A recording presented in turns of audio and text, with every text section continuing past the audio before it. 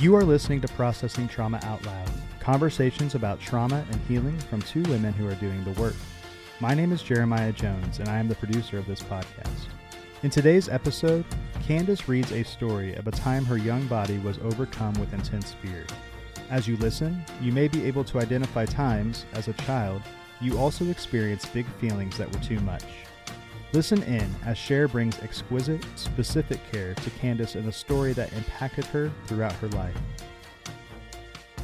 Hi, Cher. Hey, Kandace. How are you doing today?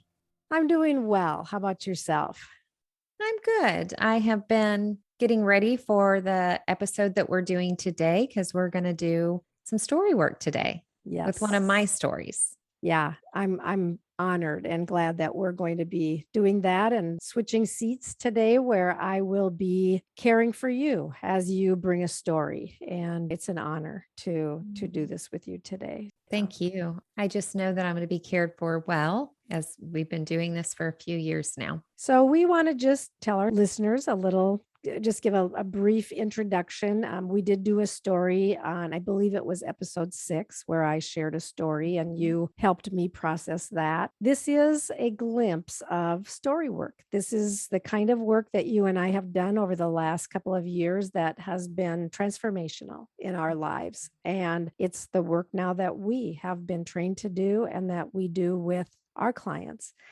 And so we wanted to give our listeners a glimpse of this and to let them see the way that bringing a story of harm can be processed and cared for in ways that bring healing. And as we go toward that, I want to just ask our listeners that they will hold your story with honor and with respect. And even though we recognize that we are putting this out into the world, as it were, in a public place, we do want to ask listeners if they will hold it in confidence. This is your story. You are a real person. So we just want to ask for that to be held with care and honor, and that as we bring this, there's a vulnerability here for you to open this part of your soul and your story up to even people that you don't know. As we go toward this, we just ask for that kind of care from our listeners too. Anything that you want to say, Kandace, before we jump into your story? I don't think so. Maybe just a little bit of a reminder that, trauma is the idea of things being too much, too fast, too soon. That's one definition. And that there's levels of intensity to the stories of trauma that we have. Sometimes people just call it little t, big T. And the thing about complex childhood trauma is that there's consistent stories throughout childhood that have a common theme of why a child would feel dysregulated, going into high anxiety or even that shutdown and extreme disassociation. I would say that this story is, if we're on a 1 to 10, 1 being a very little t to 10 being a huge T, it feels like more of a middle story, like around a 5. Although the intensity of how I felt probably is more than 5. And I see you smiling. Right. Yes. Yeah. And I'm glad you're naming this. And I want to make the strong statement of, and I know that you are not doing this, but I want to make this strong statement for our listeners that we can tend to have the propensity to compare and to say one story has more harm or less harm. And that's not true. It's just so not true that sometimes it is in the subtleties where other deep harm occurs. It can be in the huge violent events like I shared a few weeks ago, but it is really in the subtleties where our development gets arrested and we're not able to move forward because of what has happened and what happens repeatedly. So I really appreciate you naming that. And we do want to just mention that to our listeners, because the fact is, most of us have some big, horrible events, but maybe not. Right. Maybe we have the things that a lot of people would say, well, that's not such a big deal. And that we even say, I don't know why I can't get past this. It's not that big of a deal, when in fact, these things really are a big deal, especially when we recognize again that this is happening to a child, not us in our adult form, but when we were a child without the resources that we needed. So thanks for naming that. I'm glad that you shared that. It also just makes me realize that even with the event is the messages that we receive That's about right. ourselves, about others, about the world. That's And right. so it's those messages that continue to get repeated Yeah. that coupled with the body sensations tell us so much. That's right. Exactly. Yeah. So are you ready to read your story for us today, Kandace? I am. All right. We are only moving across the street. But as far as I'm concerned, we are moving to a foreign country. I am not prepared. I don't know the language, and I am so, so sad. I am aware we are moving into a new house that has already been named the haunted house in our small community. Rumor has it this creepy 2-story house has evil spirits that reside there. And reality would have it, my dad is not moving with us. My dad is not moving with us because only a few months earlier, my parents announced their divorce to my brother and I. Life would never be the same. I feel lost.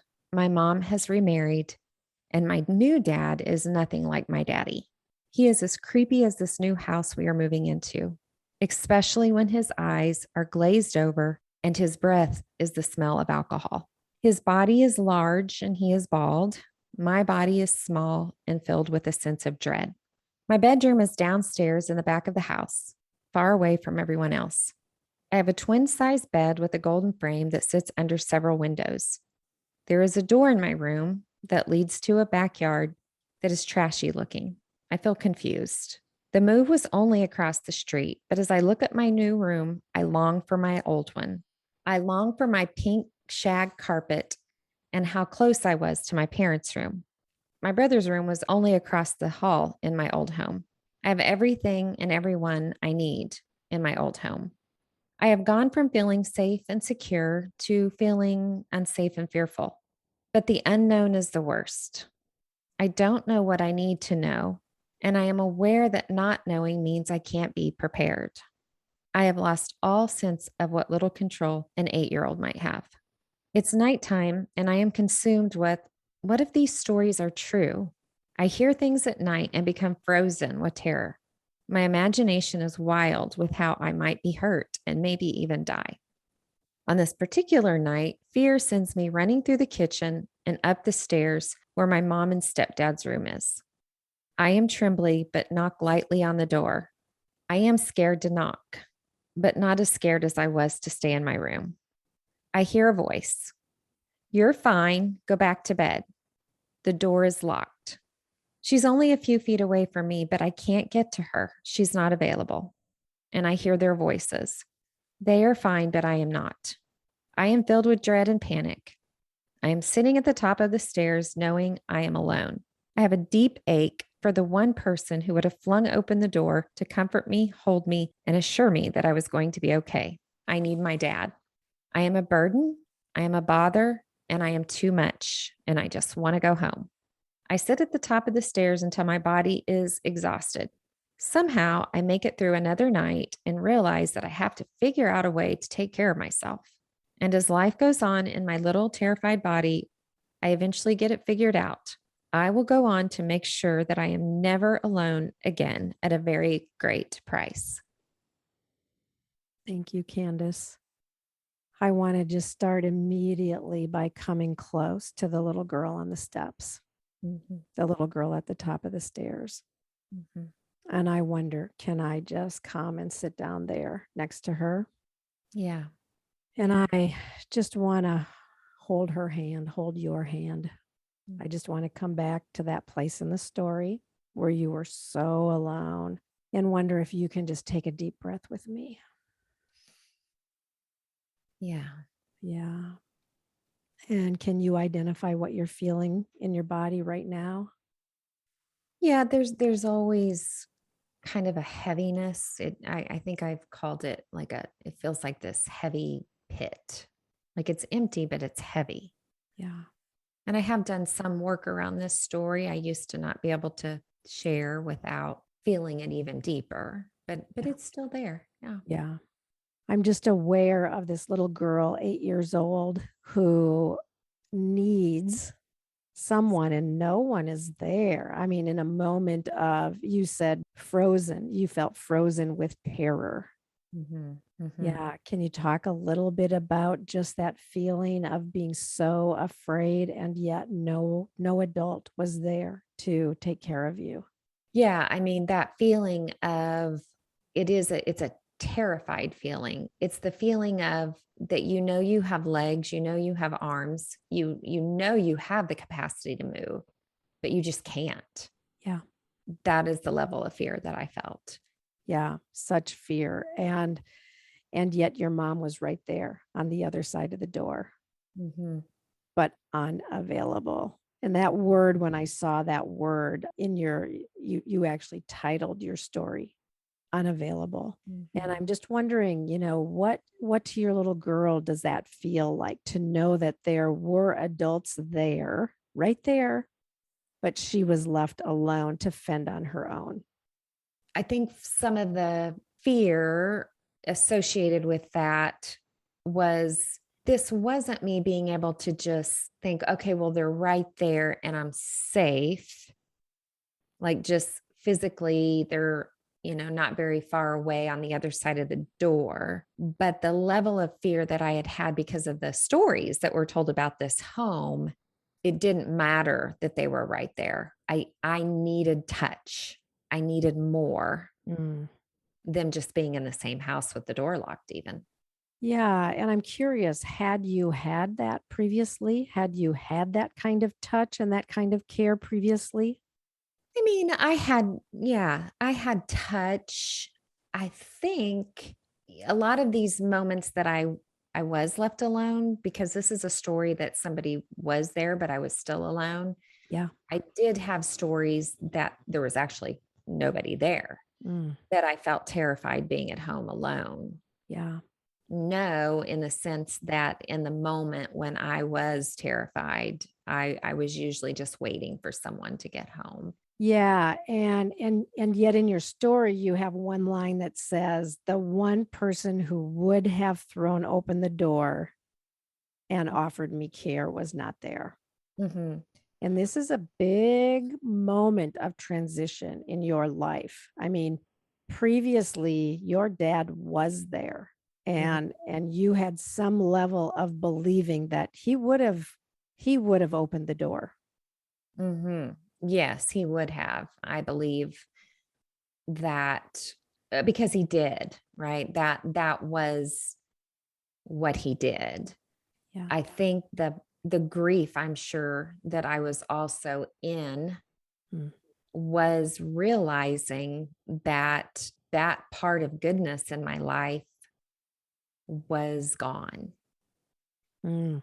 Yeah, I really hear that. And also there was a lot of loss, right? Loss of the safe home, Mm-hmm. loss of the room that was right across the hall from other people, Mm-hmm. loss of a sense of safety in a place that felt good to you, Mm-hmm. besides this huge loss of a very secure person in your life who is now gone. Yeah. And I think just the word that I use, that I kind of feeling a little bit of it just in my chest, it is this dread. Mhm. It was this dread of what bad thing's going to happen next. Yeah, and dread. What does that? Can you say more about dread? Dread is probably like future oriented, a sense of dread. Mm. I would say, for as much as I can remember, that's the predominant feeling that I felt in this house, particularly. Mm. Wow. And for you as that 8-year-old child, what can you wrap your arms around at all? Like, what did that feel like in your body? Some of it's pretty fuzzy. I know that it was spiked at nighttime, Mm-hmm. because I was actually a very busy, active girl. Mm-hmm.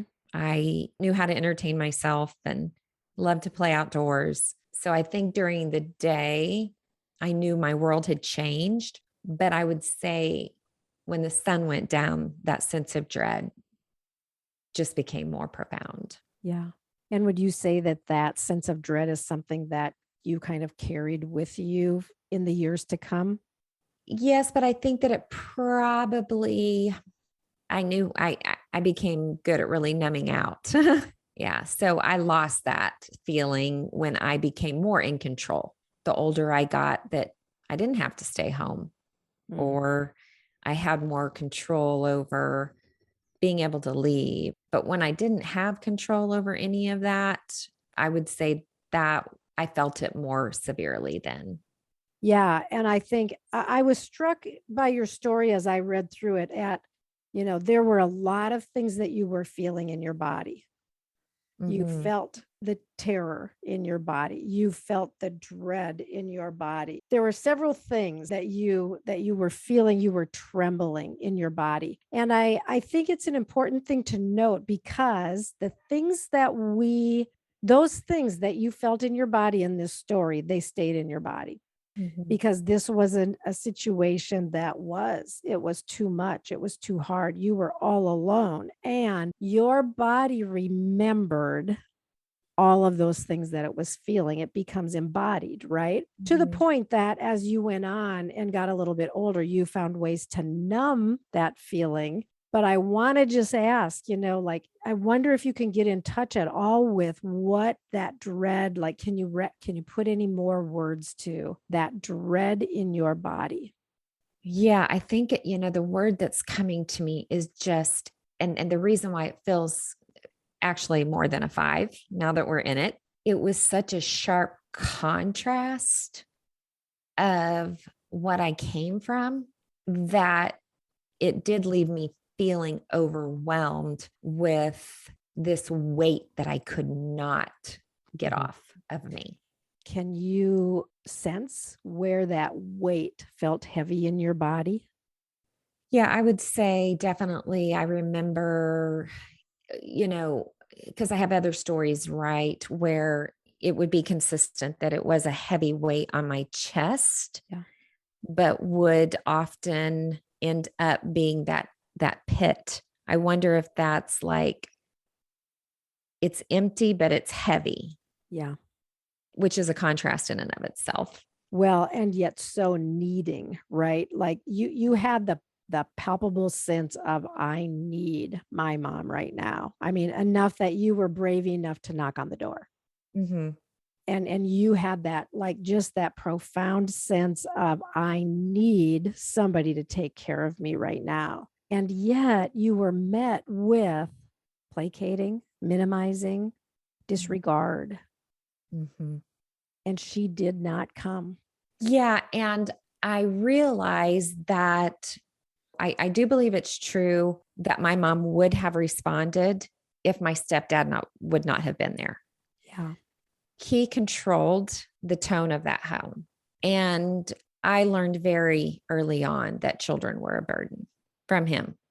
Yeah, you used that word burden towards the end of your story. You said that you recognized in that moment that you were a burden. Mhm. You used 3 words. I am a burden. I am a bother. I am too much. Mhm. And I want to just ask, like, that's a heavy burden for an 8-year-old. Mhm.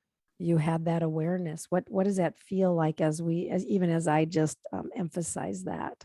I mean, I can feel the sadness of that. Yeah. I look at my kids and my own grandkids, and just the thought of them feeling that way today, just I would do whatever I could to help them not feel that way. Right. And the reality is your mom probably didn't know that you were feeling this. And yet the fact is you were feeling it Mhm. and you needed you needed some help that was unavailable. And so you came to this place where you took on the accusation. Mhm. You owned it. I am a burden from this. I don't know if you felt it before this. And I guess I'll ask that question. Do you ever remember feeling before this that you were a burden and a bother and too much? Before this, my memory is the house that we moved from. Yeah. And that is the house that my parents divorced in. that it wasn't perfect by any means, but I cannot identify feeling like a burden or a bother before that time. Yeah. Yeah. There's such a setup here, Mm. right? Because there are a lot of dynamics, and we know that evil wants to steal, kill, and destroy. So there's the setup, the sense of that your parents are divorced. There's a new stepfather. There's a new home. There's terror. Your mom is unavailable, and the setup is there for this accusation that you are a burden, that you are a bother, that you are too much. And in this moment, on that day, you owned it and you believed it. Yeah, I did. Yeah. That became a consistent feeling for sure. We don't have time to go too much into this, but accusations like this have the power to change the course of our lives. To go forward as a young child, believing that you are now a burden and a bother and too much. Yeah, because even if later in life I'm told that's not true, and I even say it's not true, but my body still feels that way. If I bump into something even similar, my body's actually going to win out. Yeah. And I'll just ask, and this is a vulnerable question, but is this something that you still bump into from time to time today? That I'm a burden and a bother. Or too much? Oh, well, yeah. I mean, I would say that has gotten so much quieter in the last couple years because I've brought many stories of intense feelings and harm. Yeah. And I have just like, I don't just believe because someone has told me I'm not too much. I have experienced in my body that there's other bodies that actually move toward me. Like if I knock on the door's going to be flung wide open. Yeah. And I just wonder right now, even in your imagination and our imagination, if what it would be like for you to see yourself walking toward that little girl sitting there at the top of the steps. And what would you want to say to her? I know that before I said a word, I would just scoop her up. I would just scoop her up and hold her close. And I actually would probably go lay down in bed with her Yeah. and just help her not feel alone. Yeah. Yeah. And calm her body. Bring soothing to the trembling. Yeah. And then talk about, how those stories were just made up stories. Because, as a little girl, there was that part, like it could be true. Yeah. And to let her know that she never was a burden. She's not a burden. And the truth is she never was a burden or a bother or too much. Yes. And I do believe that today. And not just in my words, but I feel that mostly. Yeah. And I know what to do when I don't. Yeah. And I even saw your body shift a little bit there. Yeah. Like you felt it in your body. I'm not taking up too much space, but I am taking up the space. And that feels very redemptive for me, not to shrink, not to be frozen, nor to take over, but just take up the space that I need. Does the accusation feel true today? Not at a fundamental level, but that I can still, hear that sometimes, but I'm able to slow down and process it in a way that helps me to just show up in the way that I need to get the kind of help and care I may need in that moment. So good. And I want to just address one last thing before we come to a close here. After the accusation came and you owned the accusation, I noticed in your story that you actually did make a vow. You made a vow you said, I will go on and make sure I am never alone again. And that just feels really profound to me that vow was made on this day. I couldn't keep that vow then, right? I still had no control over whether I would ever be alone. But I think I actualized that when I have control, I will never be alone again. And yes, that very much played out in the rest of my story. Yeah.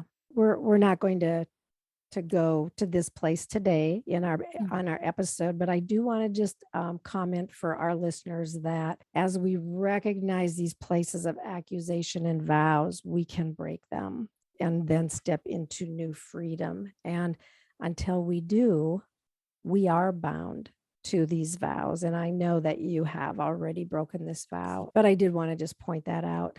Kandace, anything else that just feels lingering for you in this story that I may have missed or that we didn't talk about that just feels like something that you want to make sure that we address?